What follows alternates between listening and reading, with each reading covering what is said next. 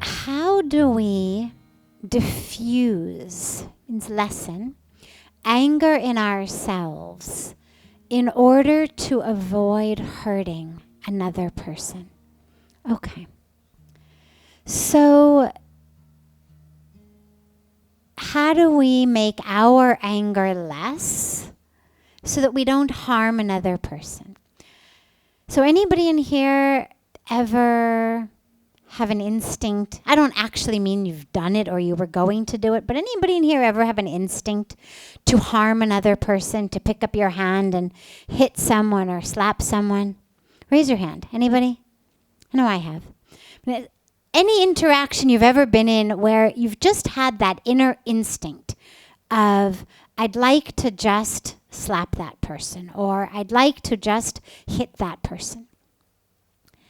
But somehow we all have the ability, or we hope we have the ability, not only to not actually act on it, but to do something emotionally within ourselves, psychologically within ourselves, spiritually within ourselves, that actually allows that anger to dissipate.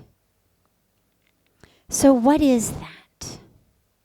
How do we diffuse, dissipate anger? Not just so we don't hurt another person. I mean, yes, that's a great benefit. If I can control my anger, I don't go around hitting other people. Good benefit. But that's not the only reason I control my anger. Because even if I don't harm another, even if I squeeze my teeth together and squeeze my fingernails into my palms until they bleed so I don't hurt somebody, even if I squeeze my heart, I don't hurt another, but I'm still hurting myself.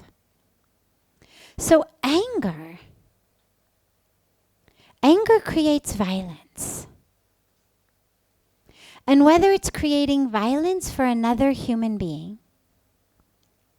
or it's just creating violence for yourself, it's creating violence. And so we diffuse anger on the surface level for peace, but on an even deeper level, we become free of anger. It's not just about diffusing it. It's about becoming free of it, because anger is rooted in three things. Maybe more, but at least three come to my mind automatically. Number one, anger is rooted in unconsciousness. So if I say to you right now, okay, you've got 30 seconds. On the count of 3, I want you to get in your minds very, very, very angry. 1, 2, 3, go.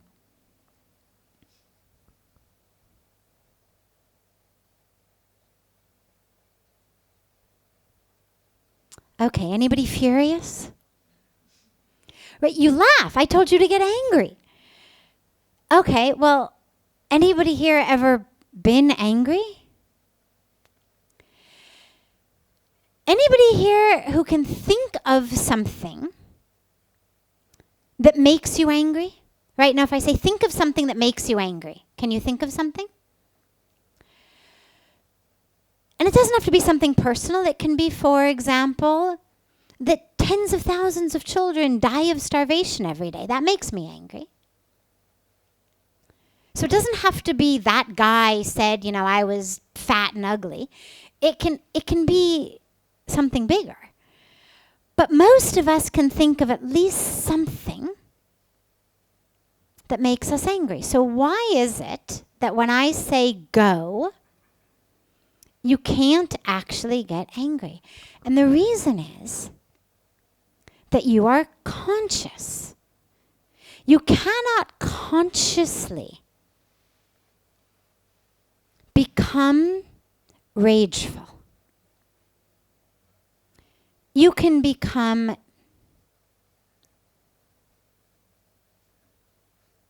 disappointed. You can become unsatisfied. I can certainly look at a lot of situations in the world and say, that's not how I would do it if I had a magic wand and were queen of the world. Or that's not how I would do it if God came down and said, okay, I appoint you in charge. But I'm not able to generate rage for it. I can't get my blood pressure going. I can't get my heart rate going. I can't get my face all red. Why? Because that happens, that rage happens only when we are unconscious. So the number one thing that anger requires, which is why we need to become free of it in our lives, is anger arises in unconsciousness. If you find yourself furious, you can be sure that in that moment you are not grounded and anchored and present.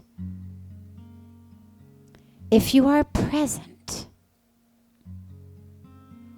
with consciousness, with your breath, you still may see it as wrong. You still may see it as something that needs to be changed. But you're not going to get furious. You're not going to feel like smacking somebody over it.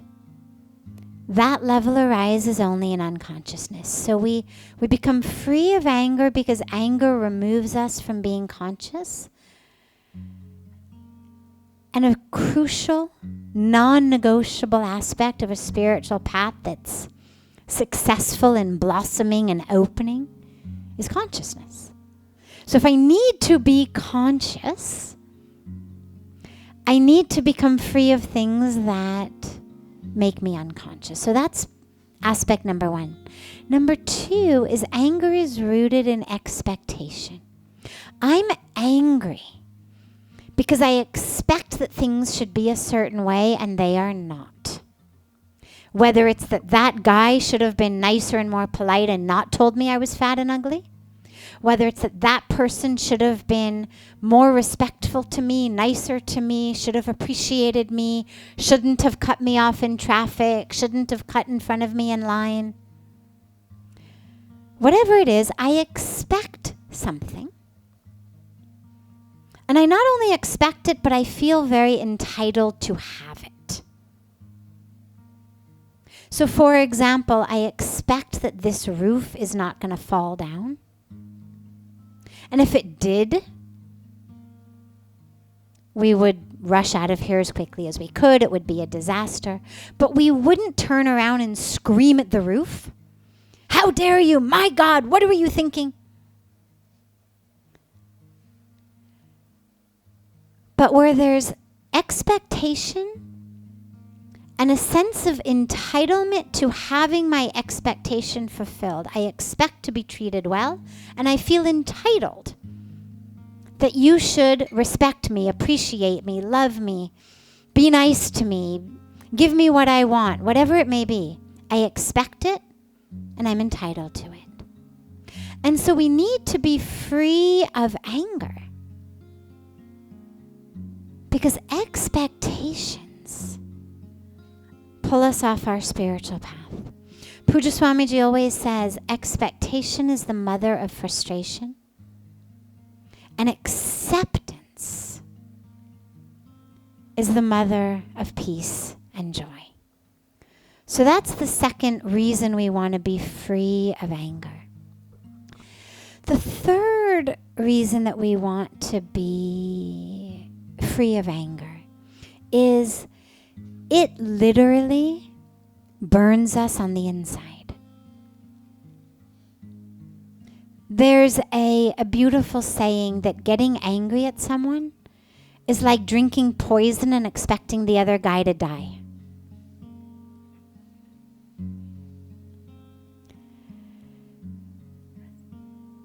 Whatever I give out into the world, whether it's anger or whether it's joy, hatred or love, I have to manufacture it first within me, and only then I can give it out. So if I'm going to give you my anger, well, where is it going to come from? I'm not going to, order it on Amazon, and when the package finally arrives, well, then I can give you some anger because now it finally arrived on my doorstep. I'm not going to download some anger. I'm not going to say to someone else who's angry, hey, by the way, could I borrow some of that? I need some anger over here. If I'm going to get angry at you, I need to generate anger. And if I generate anger,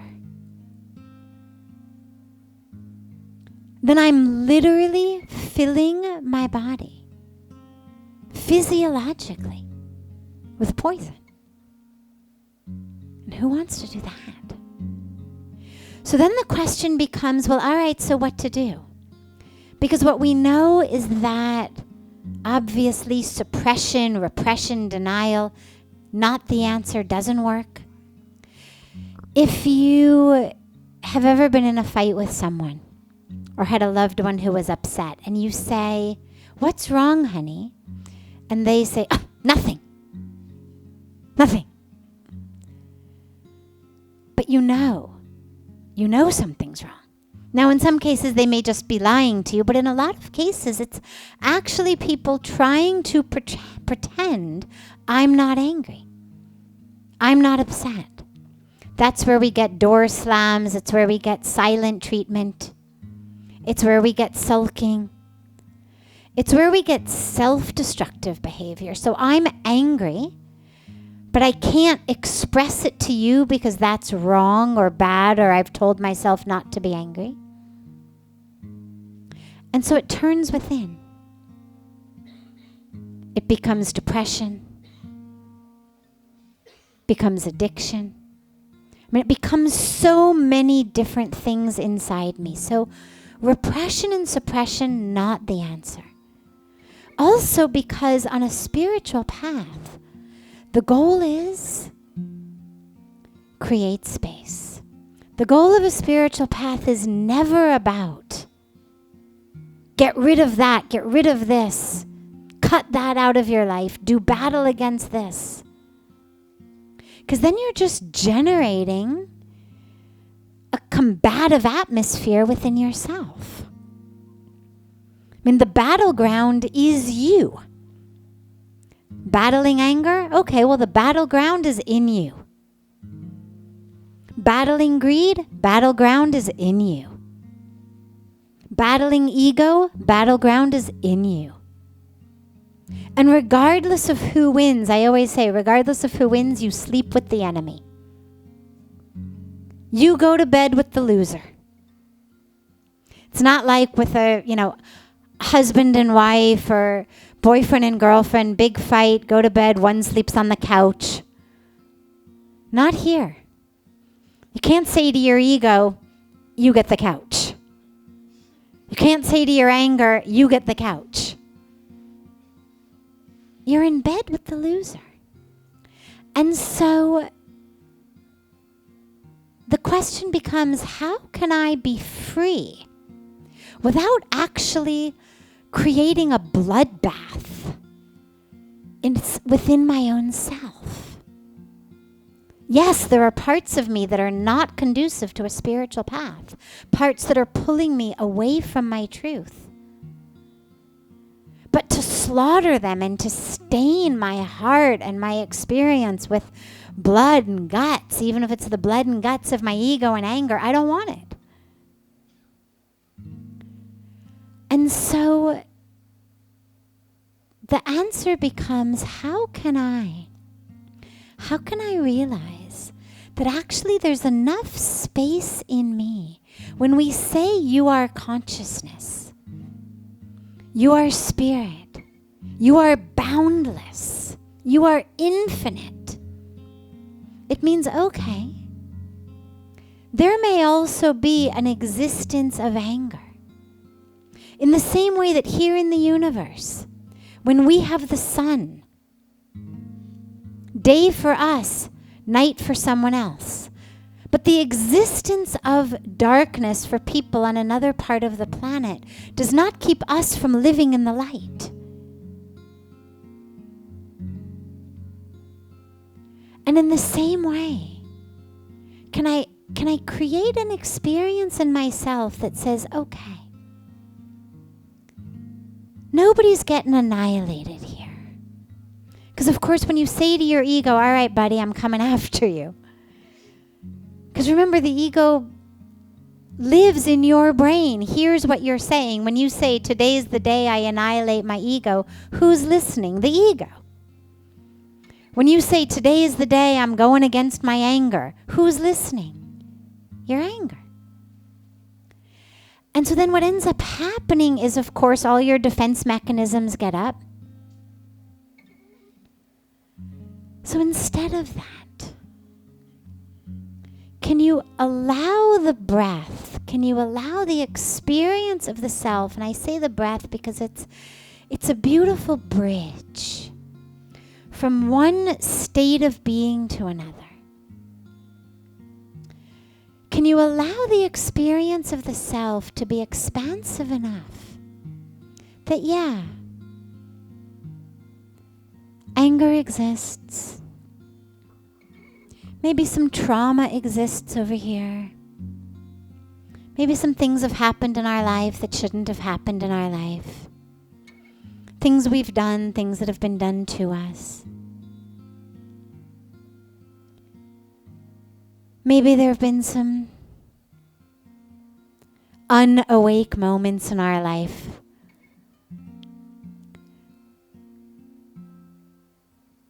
Can we live in an experience of the self that is vast enough to allow the existence of that and the presence of truth and peace? Because if I can look at my anger, it's not going to control me. In the same way that I said to you, get angry, and you couldn't do it. So this is where consciousness is the key. If I can look at my anger, oh yeah.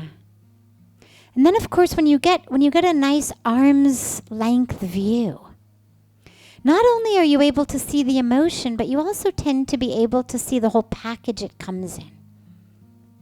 Oh yeah. Expectation of respect, not fulfilled. Expectation of appreciation, not fulfilled. So you don't only see the anger, you see the path it drove in on. It's like if a car arrives at your house and you're in the living room, all you know is a car has arrived when it's in your driveway. But if you were standing on your rooftop, you could actually see which road that car drove down. And in the same way, anger has come this path. It was triggered by that, and it gives us insight. And as long as we have these human bodies and minds and brains and this human experience, for all those moments that we're not just living as expanded consciousness, insight is a fantastic tool. A fantastic tool to navigate the human experience part of a spiritual path. Yes, I'm consciousness. And in this moment, I don't feel it. Okay. How can I get a view of that? How can I get back into consciousness without pushing the anger away? How can I realize anger exists, but I'm not it? And so, whether it's anger, whether it's ego, whatever it may be, the more consciousness you can bring to it, the more it automatically diffuses. My favorite metaphor for this is, how many of you have ever read the book, seen the movie, or seen the play of Wizard of Oz? Raise your hand just so I know how many people are familiar with the story. Okay, only about half. So very, very, very quickly, there's a wizard. We won't go into the actual drama of it, but there is a wizard who is terrorizing, you can say, a town, city. And a group goes to meet the wizard. And they need courage, and they need wisdom, and they need all sorts of things to be able to go and to face this wizard who's this all-powerful bigger than life, booming presence. And when they finally get there in front of the wizard, he always stays behind a screen so no one can see him. But with them there's a little dog. And the little dog mischievously pulls back the curtain. And it exposes the wizard, who's actually this very, very little man with a very big projector, who's been projecting himself all over the town. And what I love about that example, that analogy is, what I have found both in my psychological life as well as in my spiritual life, is that all of that within me, that darkness within me, that anger, that ego, that pain, that identification, all of that feels very, very big, feels very, very powerful, feels very, very looming. But actually, when you stand face to face with it, without a screen, what you realize is it's much smaller, and it just has figured out how to project itself over your awareness. And so that face-to-face, open-hearted courage of looking at it, becoming aware of it, seeing it, being conscious of it, creating space for it, actually makes it dissipate very much on its own. And then the rest, slowly, slowly, slowly, slowly. What you'll find is, it becomes very much like the neighbor who used to be really, really, really annoying, because you were so worked up about whatever it was that the neighbor did that it was actually your own anger that was so annoying. But once you were able to let go of that, just becomes a guy who lives on your street. Not someone you have much to do with. Not someone who interferes much with your life. Occasionally you may meet him on the road coming home. You say, anger. Nice to see you today. I don't have time for you, unfortunately. Try again next week. And you go in.